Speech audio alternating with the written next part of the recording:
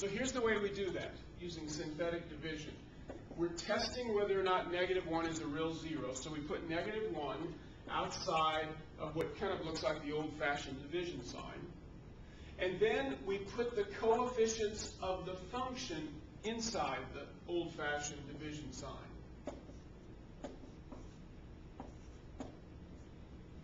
And one thing to note about synthetic division, if one of our terms happened to be missing, let's say that polynomial function didn't have an x-squared term, we would need to put a 0 placeholder for the coefficient here under the division sign. So now we're going to perform synthetic division. With synthetic division, you bring that first coefficient straight down, unchanged. Then you start a process of multiply, carry, add. We multiply here, -1 times 1 is -1. We carry that here, and we add. -1 plus -1 would be -2.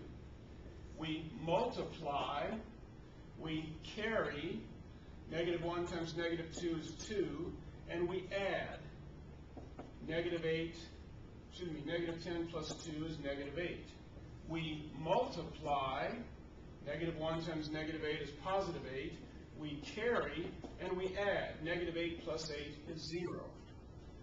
This is the remainder entry.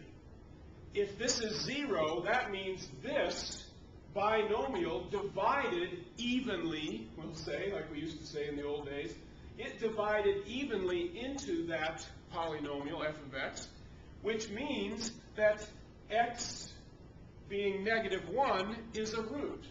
So we found a root by doing this synthetic division. The root we found was -1. So as far as our roots, our real roots, or they're also called, again, the real zeros, the first one we found was -1. So we did have a rational real zero, -1. And so now we can go looking for some others. But if this division was good in that it gave us a remainder of 0, then that means there has to be some other polynomial, because as far as the factorization,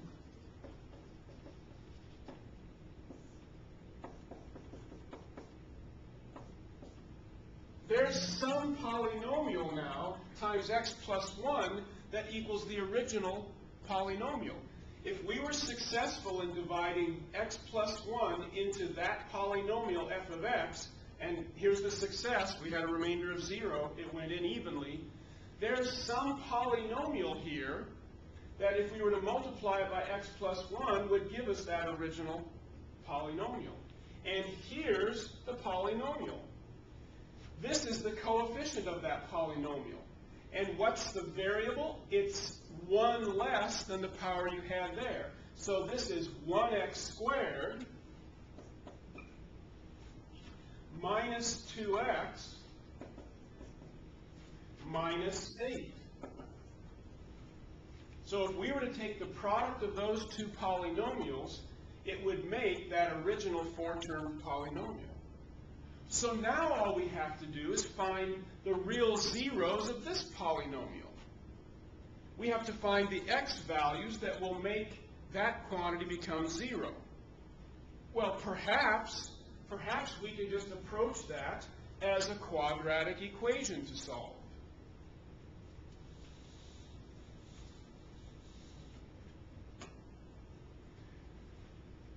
Let's try to find the x values that would make this quantity become 0.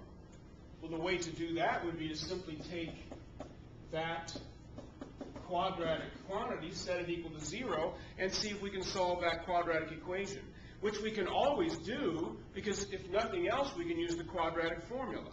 But perhaps we'll get lucky and this trinomial is factorable.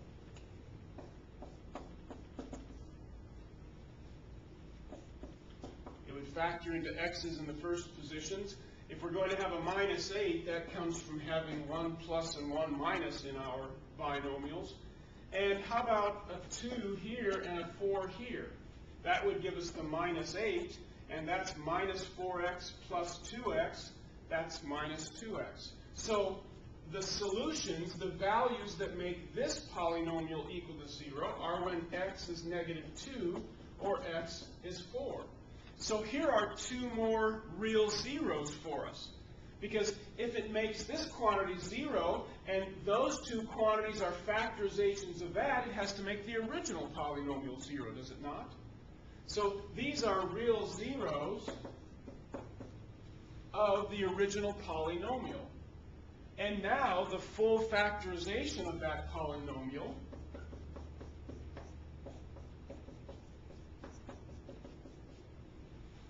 would be that factorization of those three linear factors. They're linear factors again because their exponent is 1.